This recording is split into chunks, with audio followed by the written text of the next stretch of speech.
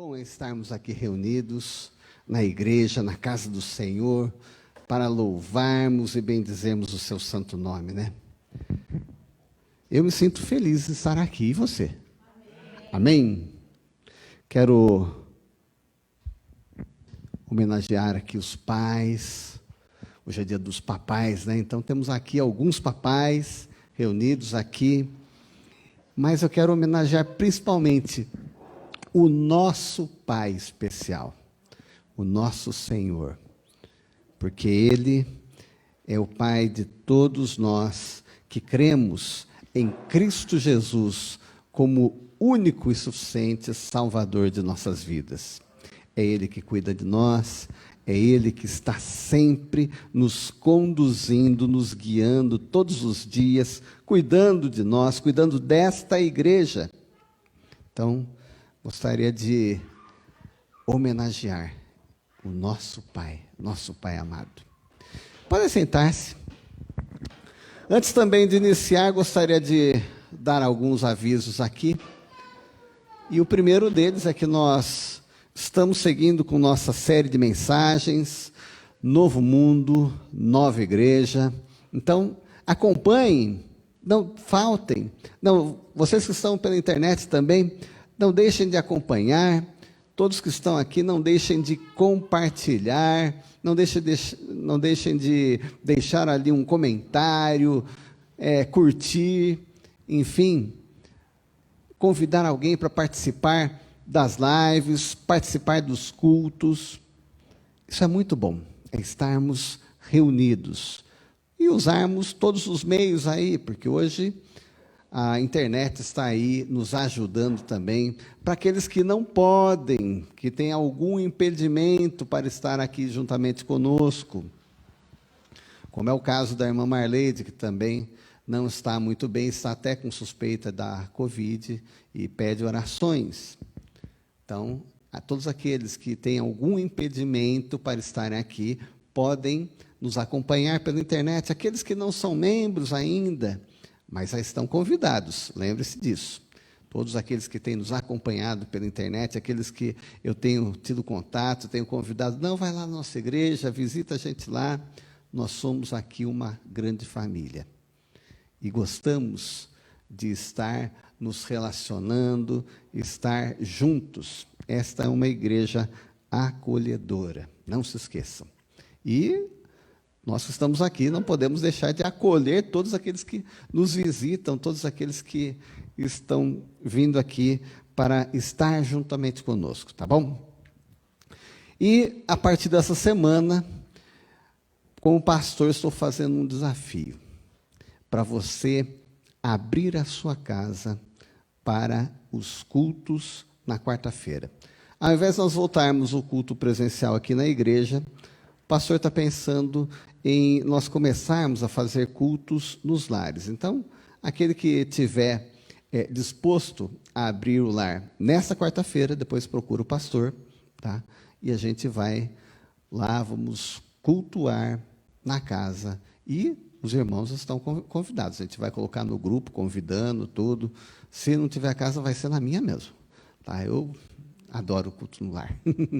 Então, se disponham, abram o seu lar, para que nós possamos estar juntos, em comunhão.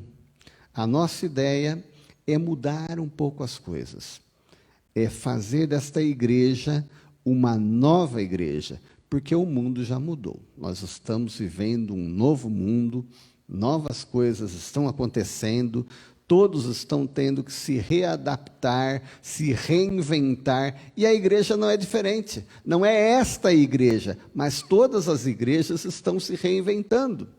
Para quê? Para nós fazermos aquilo que nós temos que fazer, que é cumprir a missão. Nós temos uma missão. Nós vimos aqui já no domingo anterior que a igreja, ela tem um propósito. A igreja faz parte de um plano de Deus, porque Deus tem propósitos para mim e para cada um de vocês. Então, nós temos que cumprir com estes propósitos de Deus. Então, por isso, nós vamos mudar um pouco as coisas, vamos começar a fazer cultos nos lares. Então, procurem o pastor aqui no final do culto. Se o primeiro vai ser o primeiro lar a fazer culto, o segundo vai ser já para outra semana, e assim por diante, tá bom, gente? O bom é a gente não fazer sempre no mesmo lar por enquanto, mas estarmos variando, né? E daí a gente deve convidar, né? Então, se eu vou fazer um culto na minha casa, então eu convido meus vizinhos, gente, eu vou fazer um culto lá, participa lá, né? Cola aqui com a gente. Vocês também podem, né, fazer o mesmo. Dessa forma, nós poderemos estar em comunhão como igreja, né, uns com os outros, nos lares, e também termos visitantes, pessoas que possam ouvir a palavra de Deus, também de uma forma diferente, numa forma mais, até menos informal, aliás, né, mais aconchegante, enfim. Então, vamos tentar mudar um pouquinho as coisas, tá bom? Todos aqueles que tiverem, então, dispostos a abrirem seus ares, procura o pastor, ou então a minha esposa, no final do culto, tá bom? Então, vamos à palavra do Senhor, e o texto se encontra ali em Lucas, capítulo 18, versos 18 a 34. Então, nossa série, Novo Mundo, Nova Igreja. No domingo passado, nós vimos as dores deste mundo contemporâneo. E dando seguimento, hoje nós vamos ver a resposta de Deus a estas dores contemporâneas. Qual será que é a resposta de Deus para todas essas dores contemporâneas? Então, Lucas capítulo 18, dos versos 18 a 34.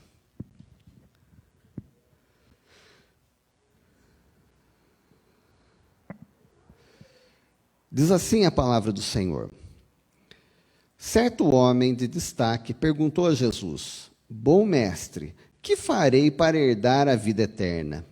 Jesus respondeu: Por que você me chama de bom? Ninguém é bom a não ser um, que é Deus. Você conhece os mandamentos: não cometa adultério, não mate, não furte, não dê falso testemunho, honre o seu pai e sua mãe. Então o homem disse: Tudo isso tenho observado desde a minha juventude. Ouvindo isto, Jesus lhe disse: Uma coisa ainda falta a você. Venda tudo o que tem, dê o dinheiro aos pobres, e você terá um tesouro nos céus. Depois, venha e siga-me. Mas ouvindo ele essas palavras, ficou muito triste, porque era riquíssimo. Jesus, vendo assim triste, disse: Como é difícil para os que têm riquezas entrar no reino de Deus, porque é mais fácil um camelo passar pelo fundo de uma agulha do que um rico entrar no reino de Deus. Os que ouviram isto perguntaram: Sendo assim, quem pode ser salvo? Mas Jesus respondeu: O que é impossível para o ser humano é possível para Deus. Então Pedro disse: Eis que nós deixamos nossa casa e seguimos o Senhor. Jesus lhes respondeu: Em verdade lhes digo que não há ninguém que tenha deixado casa, mulher, irmãos, pais ou filhos por causa do reino de Deus, que não receba no presente muitas vezes mais, e no mundo por vir receberá a vida eterna. Chamando os 12 para um lado, Jesus lhes disse: Eis que subimos para Jerusalém, onde se cumprirá tudo o que está escrito por meio dos profetas a respeito do Filho do Homem. Ele será entregue aos gentios, que vão zombar dele, insultá-lo e cuspir nele.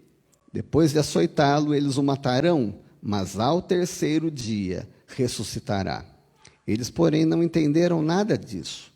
O significado dessas palavras lhes era encoberto e eles não sabiam do que Jesus estava falando. Gostaria de orarmos ao Senhor. Pai amado, obrigado, Senhor, pela liberdade que temos da leitura e da pregação da Tua palavra.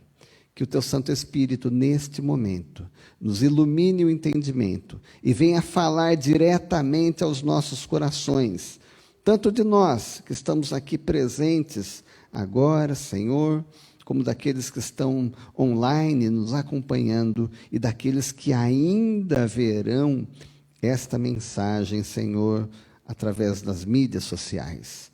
Pai amado, venha, Senhor, tocar cada um.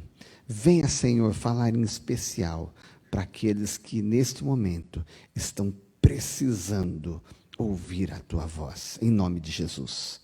Amém. Então, nesse texto, nós vemos aqui um homem rico que procura a Jesus porque ele tem uma dúvida: o que fazer para herdar a vida eterna? Vejam que a sua preocupação não era no sentido de o que ele iria comer ou beber, nem com o corpo quanto ao que iria vestir. Não era nada material, pois na realidade a Bíblia diz que ele era um homem muito rico, riquíssimo. Ele tinha muito dinheiro e através disso, através dos seus bens, ele tinha confiança que no amanhã ele não teria problemas para comer, para beber, para se vestir ou para morar. Então essa não era a preocupação dele naquele momento. Então, ao se dirigir ao Senhor Jesus, ele o chama de bom mestre. Mas a resposta de Jesus, ele já começa praticamente dizendo quem ele realmente é. Então ele se mostra para aquele homem, porque ele diz: ninguém é bom a não ser um, que é Deus. Ou seja, em outras palavras, Jesus está dizendo: sim, eu sou bom, porque eu sou Deus. Então ele estava se apresentando àquele homem. Porém, aquele homem estava totalmente preso aos bens materiais, às coisas desse mundo, o que o impediu de enxergar e de compreender aquilo que Jesus estava falando. Então, na realidade, aquele homem tinha um grande problema, mas ele não se dava conta disso, pois ele estava contaminado com uma grave doença. E que doença era esta? O pecado. Doença esta que tem atingido a todos neste mundo. Não só naqueles tempos, não só em tempos anteriores àqueles, mas nos nossos tempos de hoje. E com certeza no futuro, enquanto ainda houver mundo. Nós vemos que o mundo muda e os usos e costumes deste mundo também mudam. O nosso mundo mudou. E quanto mudou, não mudou? Gente, muita coisa é diferente, já não é como era antes. Mas o pecado, ele continua o mesmo. Ele continua trazendo sérias consequências ao homem.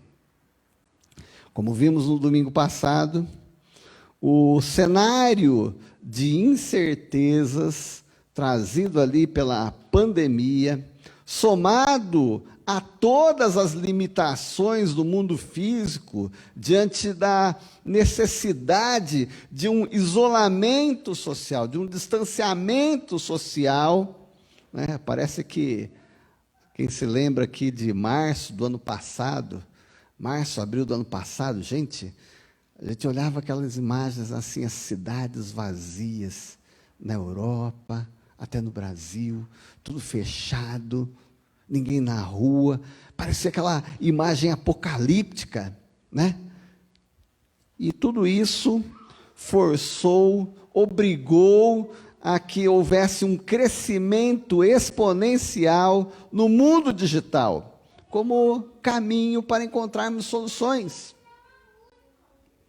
Agora, com o mundo cada vez mais conectado, aquilo com o que nós estávamos acostumados a fazer, começou a ficar obsoleto, começou a ficar ultrapassado, a não ser mais suficiente para acompanhar essa mudança, essa alteração de cenário, essa transformação daquilo que nós estamos vivendo a cada segundo. Então as coisas começaram a ir muito mais rápido. O que já estava acelerado, agora ficou mais ainda. As empresas, as escolas, o comércio, as repartições públicas, as pessoas e mesmo as igrejas tiveram que se reinventar. Nunca se falou tanto nessa palavra. Se reinventar. O trabalho, ele passou a ser efetuado como? Quem mudou aqui a forma de trabalhar? O famoso home office. Ou seja, a empresa foi para dentro de casa. De repente, a minha casa se tornou meu escritório. Então, agora, ficou mais caro, porque eu tenho que pegar 2 ônibus, 3 metrôs, né, fazer baldeação, tudo, para ir do quarto até a sala, né, ou então até a sacada. Enfim, daí a indumentária também mudou, porque agora eu vou de chinelinho e pijama. Vejam que houve uma grande alteração. A única coisa que a gente muda é a camisa. Então, eu ponho camisa social, calça do pijama, chinelo e vou para minha reunião online. É bem por aí, né? Então, vejam que mudou tudo. As aulas agora são online. A criançada teve que se virar lá e comprar notebook, tablet e tal. As escolas tiveram que dar. Gente, quem não investiu aqui, quem não foi obrigado a investir numa modernização em equipamentos para a informática, para o trabalho? A primeira coisa que eu tive que fazer foi comprar um notebook novo.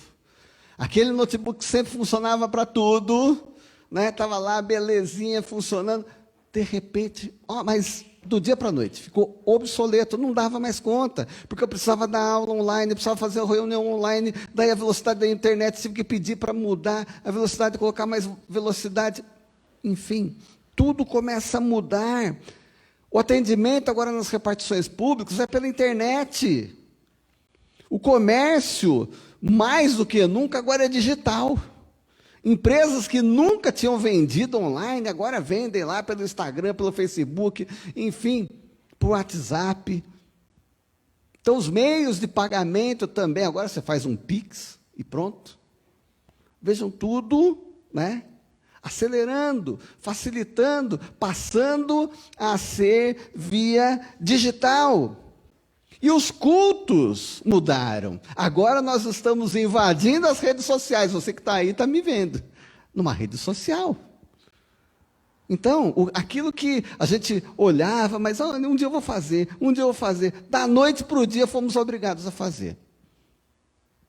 Ou seja, estamos, como igreja, nos reinventando. É isso que vocês estão percebendo aqui. Veja a parafernália que a gente começou a colocar aqui de equipamentos. Cada dia aumenta um. Para quê? Para dar qualidade, para alcançar, para poder fazer, cumprir a nossa missão num novo mundo. Por isso a série Novo Mundo, Nova Igreja. Nós devemos olhar para os dias atuais, ser sensíveis àquilo que está acontecendo e mudarmos algumas posturas. A única coisa que não pode mudar é a palavra de Deus, porque esta é a palavra de um Deus que não muda. Esta é a palavra de um Deus que já sabia tudo que ia e que vai acontecer ainda. Não é preciso mudar essa palavra. Ela é mais atual do que o jornal de amanhã. Então, somente isto não pode mudar. Mas a forma como nós estamos trabalhando, ela tem que se adaptar, se adequar às novas condições que este mundo digitalizado vem nos obrigando. Então, o fato de vivermos num mundo conectado, online, faz com que as fragilidades que antes, que eram limitadas a uma região, elas repercutam com um efeito cascata por todo o planeta. Todo o planeta. Não é algo que aconteceu aqui, que fez mudar aqui. Não. Isso está acontecendo no mundo todo. Então, no dia a dia, esse risco se reflete nos empregos que podem ser perdidos assim, do dia para a noite. Tem um amigo meu que ele tem uma pequena empresa, e tem outro amigo nosso, né, que trabalhava com ele. Daí ele saiu, arrumou outro emprego e tal, e esses dias a empresa dele, agora que está voltando ao normal, começou a crescer de novo, ele ligou lá, pô, você não quer voltar aqui trabalhar comigo e tal, né? Como é que você está aí? Tudo. Aí ele respondeu, não, agora eu estou empregado, carteirinha assinada, estou fazendo um outro treinamento aqui, junto com a equipe e tal, olha, agora não vai dar. Uma hora depois, ele é chamado, junto com toda a equipe dele, e todo mundo foi para a rua. Ninguém estava esperando. Ele ligou de volta. Então, lembra aquele emprego que você acabou de me ligar oferecendo? Eu acabei de ser demitido, eu vou precisar dele. Que as empresas, elas podem falir a qualquer momento. Gente, eu vi vários amigos meus, fechando lojas, fechando empresas, diminuindo sua estrutura, porque não dava. Como é que eu vou continuar pagando aluguel com a minha loja fechada? Como é que eu sustento funcionários? Conta de água que eu tenho que continuar pagando, conta de luz, internet e tal, e vai cortando o que dá. E chega uma hora que, olha, não dá. O dono do imóvel não quer abaixar o aluguel é altíssimo. Eu não posso continuar pagando esse aluguel com a loja fechada. Fechou, mandou todo mundo embora, empresas fecharam, empresas diminuíram, encolheram, enfim. Veja quantas alterações. A lógica de mercado, quantas coisas mudaram. Agora tudo via internet, entrega pelo correio, ou então manda o Rappi lá entregar. Tem até gente fazendo entrega com drones. Vai um drone lá para a tua casa entregar o produto que você comprou. Ou seja, as coisas muito rápidas. Alterações que antes eram inimagináveis, hoje acontecem rapidamente. E todas as alterações das rotinas cotidianas, ou seja, agora nós assistimos aula pelo computador, agora o professor dá aula pelo computador, agora você faz mercado via internet, mas isso eu já fazia antes, mas agora muito mais. Agora muito mais. Culto, agora você assiste online, mas sempre teve culto online e tal, mas agora não é uma ou duas igrejas, não são algumas igrejas, todas tiveram que fazer isso. Então as coisas estão mudando. E com todas essas mudanças, a falta de compreensão das coisas, para muitos, é uma consequência da sobrecarga de informações e do rápido avanço tecnológico. Muitas pessoas estão se sentindo perdidas e perdendo cada dia mais a compreensão de tudo que está acontecendo. Eu não estou entendendo. Imagine os mais antigos, aqueles que têm menos acesso à internet, aqueles que têm menos acesso à era digital. Então, a pandemia mostrou ao mundo o que, até então, nós não tínhamos como certo, como óbvio, como normal. Nós estamos propensos a incidentes de diversas naturezas.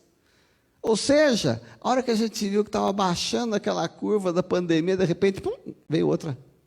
Já se fala em outra pandemia, já se fala em outra... Enfim, olha como nós somos frágeis.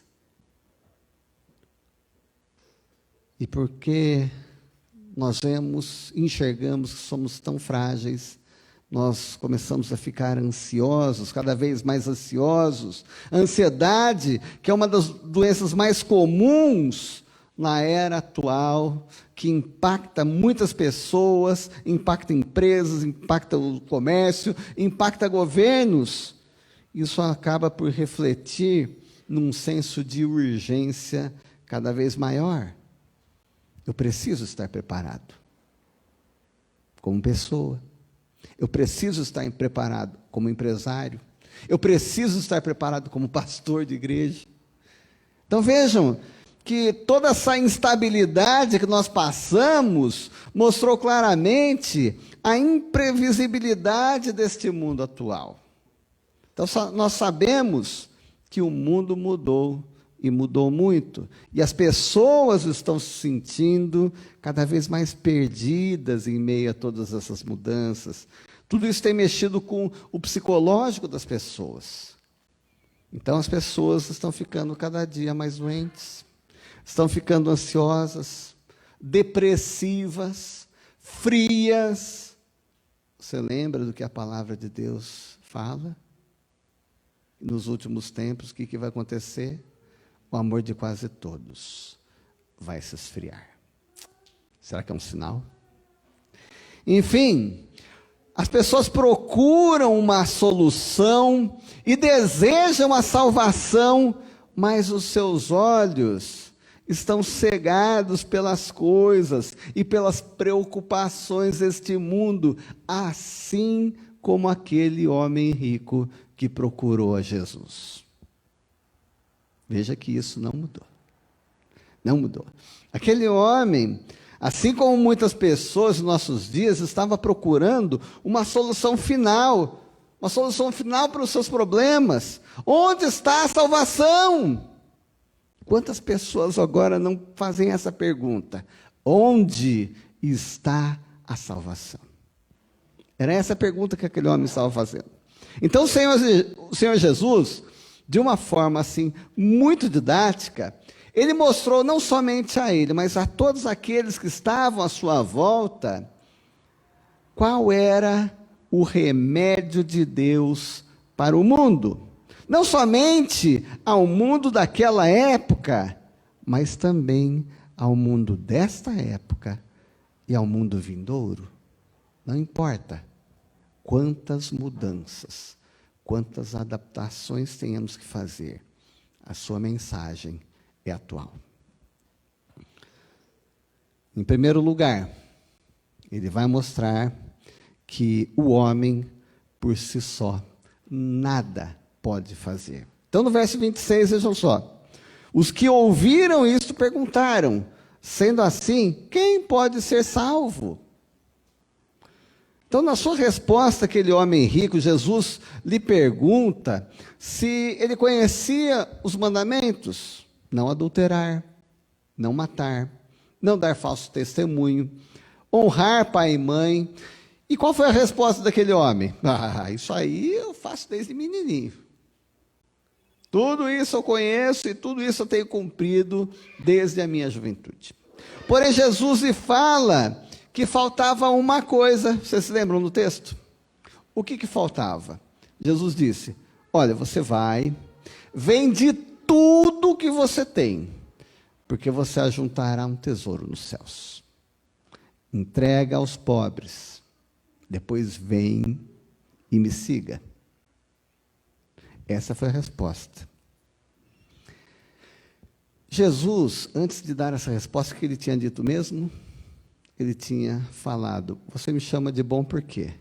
Bom só tem um, é Deus. Ou seja, eu sou Deus. Então, você está dizendo que cumpre todos os mandamentos, mas qual é o primeiro mandamento? Não é amar a Deus sobre todas as coisas? Então, se você me ama acima de todas as coisas, vai, vende tudo, dá aos pobres, vem e me segue. O que aconteceu?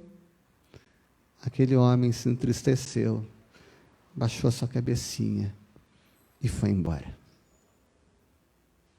Ele não tinha condições de fazer aquilo, porque ele era muito rico. Então, cada um é pego numa área. Aqui ele foi pego exatamente nessa, no amor às coisas materiais. Então, ali, os seus bens, a sua riqueza, era onde estava o seu coração. Entenderam? Então, veja que Jesus, ele estava querendo trazer esse ensino, mostrar a nossa incapacidade de cumprir a lei de Deus. E Jesus ainda complementa isso dizendo, porque é mais fácil um camelo passar pelo fundo de uma agulha do que um rico entrar no reino de Deus. E é interessante que nesse texto as pessoas ficam conjecturando o que é a agulha e tal, mas entenda simplesmente o seguinte, Jesus está usando um recurso literário, ele está falando uma hipérbole. Imagine uma agulha normal e você passando um camelo inteiro pelo buraquinho da agulha. O que é isso? Impossível. Por isso que ele vai dizer, né, que é impossível um rico entrar no reino dos céus. Mas ele só estava usando um exemplo, porque na realidade ele queria mostrar que é impossível um homem, por si só, alcançar o perdão divino. E todos ali entenderam. Então, aqueles que ouviram, logo deduziram isso. Ninguém pode fazer nada para conseguir a salvação. E por isso perguntaram para Jesus. Sendo assim, quem pode ser salvo? Quem?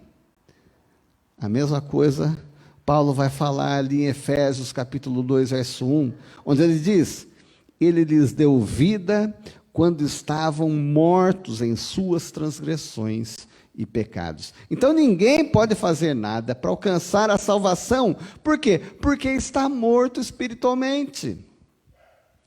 Quer ver? Vamos pegar um exemplo. Eu posso dizer alguma coisa aqui, posso dizer palavras que façam você rir, que façam você chorar, que façam você ficar com raiva. Não posso? Agora, imagine que eu tenho aqui uma pessoa mortinha, tá? Num caixão. Eu posso chegar perto dela, contar a melhor piada do mundo. Ele vai rir? Não. Posso contar a coisa mais triste? Ele vai chorar? Não. Eu posso mexer com ele, xingar ele, insultar ele, fazer o que quiser, ele vai ficar bravo comigo? Não. Por quê? Porque ele está morto. Então vejam bem, no mundo físico acontece assim, e no mundo espiritual também. Quando nós estávamos mortos espiritualmente, não dava para sentir a presença de Deus, não dava para ouvir sua voz nos chamando, vem, crê em mim, crê também no meu Pai. Não dava, estávamos mortos em nossos delitos e pecados. Mas em segundo lugar, Jesus vai falar, a salvação vem de Deus. Então no verso 27, ele diz, o que é impossível para o ser humano, é possível para Deus. Então, como nós acabamos de ver, para o homem morto em seus delitos e pecados, é impossível fazer qualquer coisa para alcançar o perdão divino, mas para Deus é possível, porque Deus amou o mundo de tal maneira que deu o seu Filho unigênito, para que todo aquele que nele crê não pereça, mas tenha a vida eterna. Vejam, coloque o seu nome no lugar do mundo, porque Deus amou você, Léo. Ele deu o seu Filho unigênito. Porque Deus amou você, Jonatas. Ele deu o seu Filho unigênito. Porque Ele amou você, Rafa. Ele deu o seu Filho unigênito. Porque Deus amou você, que está aí na internet. O Senhor Deus, nosso Pai, Ele deu seu Filho unigênito, Cristo Jesus, para morrer numa cruz no seu lugar, no meu lugar. E dessa forma pagar o preço do nosso pecado. Então, porque Deus nos ama dessa forma e sabe que nós somos incapazes de fazer qualquer coisa para alcançarmos o seu perdão, Ele deu seu próprio Filho, Cristo Jesus, para morrer em nosso lugar e assim pagar o preço do nosso pecado, nos resgatando das trevas e nos transportando para o seu maravilhoso reino de luz. Paulo, ele também vai dizer isso na sua segunda carta aos Coríntios, capítulo 5, verso 18. Ora, tudo isso provém de Deus, que nos reconciliou consigo mesmo por meio de Cristo. Então, embora não possamos fazer nada para alcançar a salvação, nós somos salvos. Porque pela graça vocês são salvos, mediante a fé. E isso não vem de vocês, é dom de Deus. Não vem de obras para que ninguém se glorie. Paulo escreveu isso lá em Efésios, capítulo 2, versos 8 e 9. Mas Jesus também fala que o Evangelho é a mensagem de salvação. Então Jesus, chamando os 12 para um lado, lhes disse: eis que subimos para Jerusalém, onde se cumprirá tudo o que está escrito por meio dos profetas a respeito do Filho do Homem. Então aqui Jesus explica para os seus discípulos a respeito da sua obra redentora, da sua morte, da sua ressurreição. Esta é a mensagem do Evangelho. Então a mensagem que traz a salvação para todo aquele que crê, a qual já havia sido pregada lá atrás pelos profetas. Então não existe outro meio, outra forma de o homem alcançar a salvação. Como o apóstolo João escreveu no texto que o pastor Léo leu no domingo passado, porque Deus enviou seu Filho ao mundo, não para que condenasse o mundo, mas para que o mundo fosse salvo por ele. Quem crê não é condenado, mas o que não crê já está condenado, porque não crê no nome do unigênito Filho de Deus. Assim, pela morte e ressurreição de Jesus, nós fomos libertos das garras do pecado e da morte. Assim, pessoas provindas de toda raça, de toda língua, de todas as nações, podem chegar à salvação única e exclusivamente pela graça de Deus, mediante a fé em Cristo Jesus. Mas em quarto lugar, Jesus disse: o Evangelho é Jesus. O Evangelho sou eu. Jesus está explicando aos seus discípulos a respeito da salvação que vem de Deus, a qual o próprio Deus havia prometido através das Escrituras e dos profetas. O conteúdo dessas profecias acerca de Jesus, o Filho de Deus, fala da sua obra redentora. Portanto, fica claro que Jesus é o Evangelho. Assim, se nós nos envergonhamos do Evangelho, é de Jesus que nós estamos nos envergonhando. Se deixarmos de pregar o Evangelho, é de Jesus que estamos deixando de pregar. Se não cremos no Evangelho, não cremos em Jesus. Se passamos a questionar o Evangelho, seus efeitos perante outras culturas e a sua relevância para os nossos dias, nós estamos questionando a Jesus. Um dos textos bíblicos que me chama muita atenção e que expõe o Evangelho de forma sintética, ele foi escrito por Paulo quando ele disse: pois não me envergonho do Evangelho, porque ele é poder de Deus para a salvação de todo aquele que crê, primeiro do judeu e também do gentio. Todos nós. Então, em primeiro lugar, essa afirmação de Paulo deixa bem claro que o evangelho jamais poderá ser derrotado, porque o evangelho é Cristo Jesus, o Filho de Deus, o Todo-Poderoso. Ele sofrerá oposição, sim. Os seus pregadores serão perseguidos. Ele será questionado, sim. E muitos, infelizmente, deixarão de crer nele, porém jamais derrotado. Pois o evangelho vivo, que é Jesus, é o poder de Deus. Em segundo lugar, o evangelho não é um plano da igreja para a salvação do mundo, mas é um plano de Deus para a salvação da igreja. Nós somos escolhidos. Nós somos predestinados. Como o Léo leu o texto hoje. O que valida a igreja é o evangelho. Se a igreja deixa de seguir o evangelho, ela deixa de seguir a Jesus.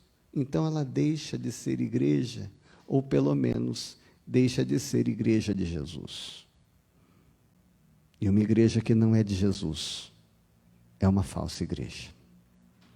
Em terceiro lugar, o evangelho não deve ser apenas compreendido e vivido. Jesus se manifestou entre nós para ser pregado pelo povo de Deus. Paulo usa essa expressão diversas vezes. Ali na sua carta aos Romanos, ele diz que se esforça para pregar o evangelho. Na sua primeira carta aos Coríntios, ele diz que não foi chamado para batizar, mas para pregar o evangelho. E ele diz também que pregar o evangelho é sua obrigação. Portanto, a missão da igreja é pregar o evangelho. O núcleo, o centro da nossa missão é o evangelho. A palavra de Deus diz que, como crentes do Senhor Jesus, nós devemos ser sal desta terra e luz deste mundo. Porém, do que adianta o sal que perdeu o seu valor, o seu sabor? Do que adianta uma lâmpada queimada que não acende? De nada, se não ser jogado fora. Então, tudo aquilo que você faz, faça com excelência. No que você se envolve, faça de maneira profunda, honesta, íntegra, e assim a sua luz brilhará para a glória de Deus. E eu estou falando tudo, não só dentro da igreja, mas na sua casa, no seu trabalho, na escola, no comércio, no lazer. Mas existe um núcleo da missão, e esta é a pregação do evangelho. O Senhor Jesus se colocou como exemplo para, assim como ele fez, nós também o façamos. Então olha lá em Mateus 4:23, que diz: Jesus percorria toda a Galileia, ensinando nas sinagogas, pregando o evangelho do reino. Olha o texto de Mateus 9:35. E Jesus percorria todas as cidades e aldeias, ensinando nas sinagogas, pregando o evangelho do reino. Então, o centro do cristianismo é o evangelho.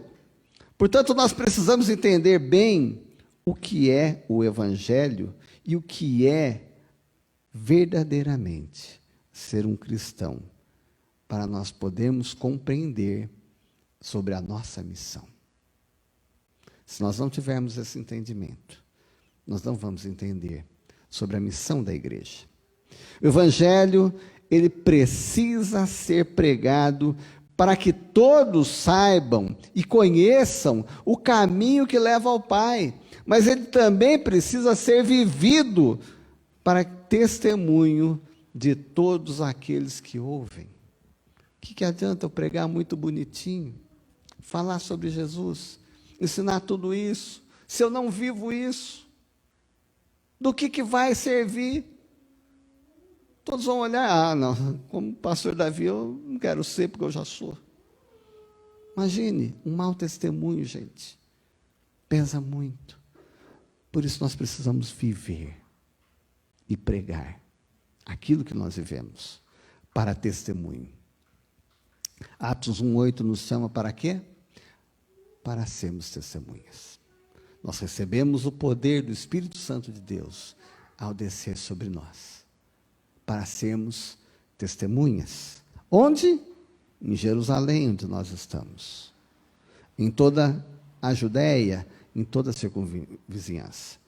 Em Samaria, ou seja, alcançando outras etnias. E até os confins da terra. Assim, precisamos pregar, precisamos viver o Evangelho, precisamos testemunhar a todos, porque essa é a missão da igreja. Como é que andam as suas palavras? Como é que anda a sua vida? Você já parou para pensar? O que você está fazendo e como você está fazendo? Aquilo que você faz, aquilo que vive, prega o Evangelho de Jesus? Mostra quem é Jesus? É isso que nós temos que parar para pensar.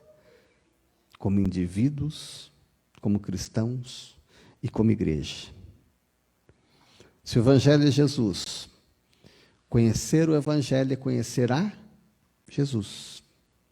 Viver o Evangelho é viver Jesus. Pregar o Evangelho é pregar Jesus.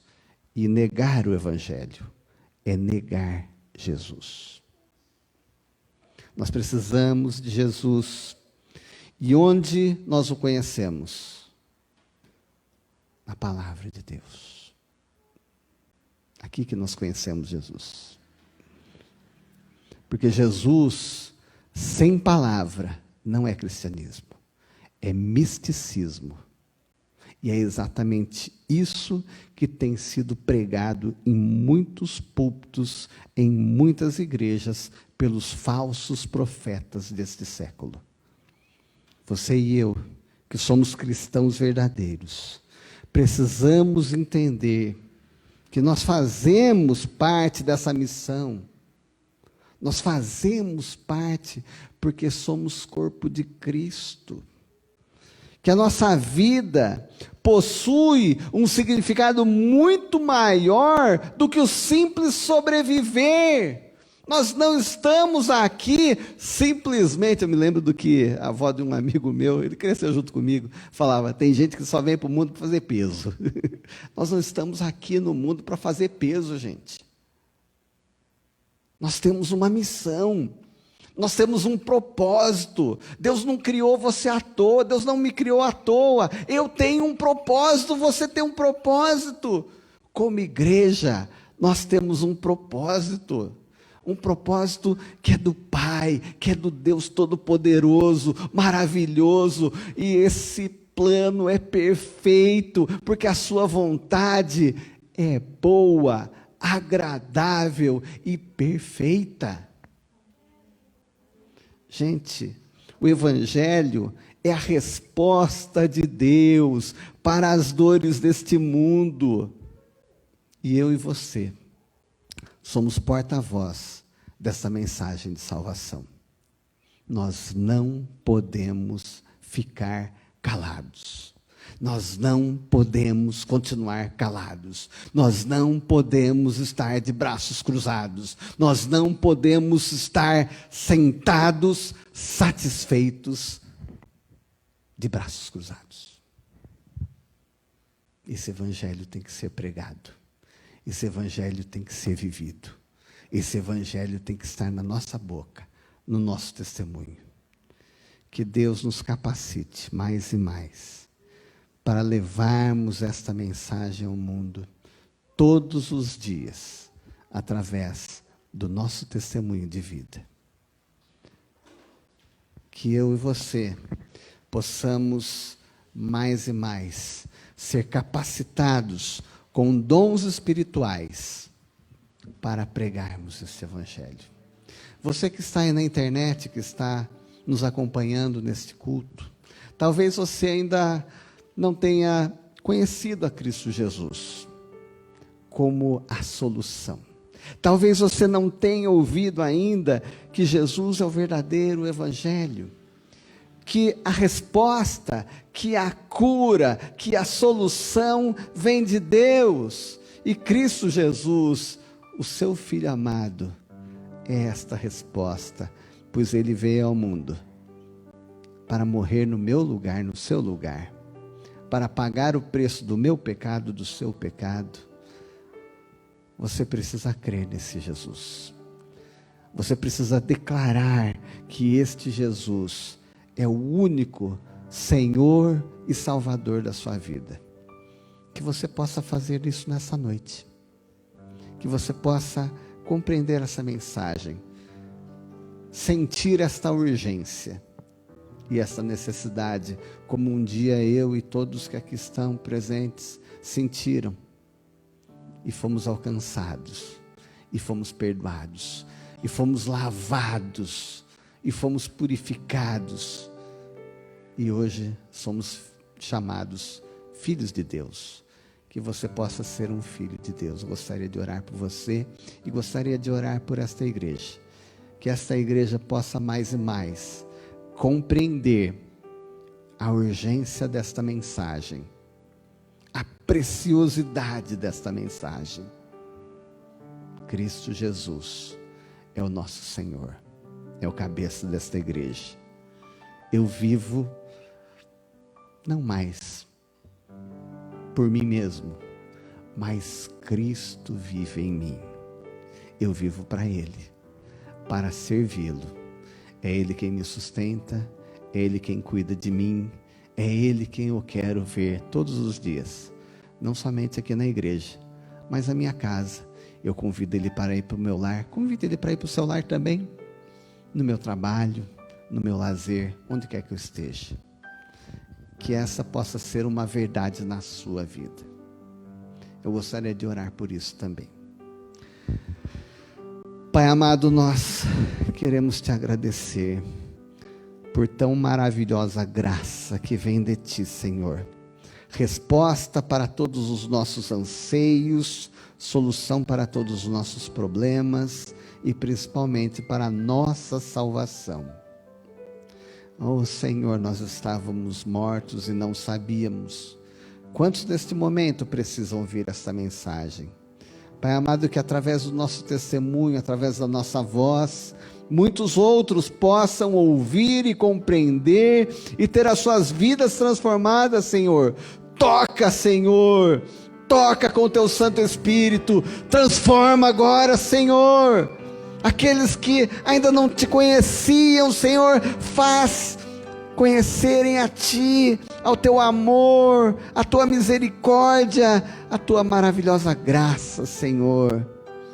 Pai amado, se algum desses que nos acompanham agora, ou que ainda estarão acompanhando pela internet, sentirem este desejo, toca-os, Senhor, purifica-os, transforma suas vidas em nome de Jesus. Pai amado, que esta igreja possa ser muito mais acolhedora, que esta igreja, Senhor, possa ter essas portas abertas muito mais tempo, para receber todos esses, Senhor, que necessitam de Ti, que precisam conhecer a Ti, Senhor. Pai amado, transforma-nos, Senhor. Pai amado, ajuda-nos, Senhor, neste novo processo, para alcançarmos estas vidas, Senhor, para cumprirmos a nossa missão dada por Ti, Senhor, para cumprirmos os Teus propósitos, os maravilhosos propósitos Teus, Senhor. Pai amado, ouve a nossa oração. Pai amado, cuida, Senhor, desta igreja, transforma esta igreja, capacita esta igreja, Senhor. Pai amado, porque nós oramos no precioso, no poderoso nome de Cristo Jesus, o nosso Senhor e Salvador. Amém, Senhor. Amém.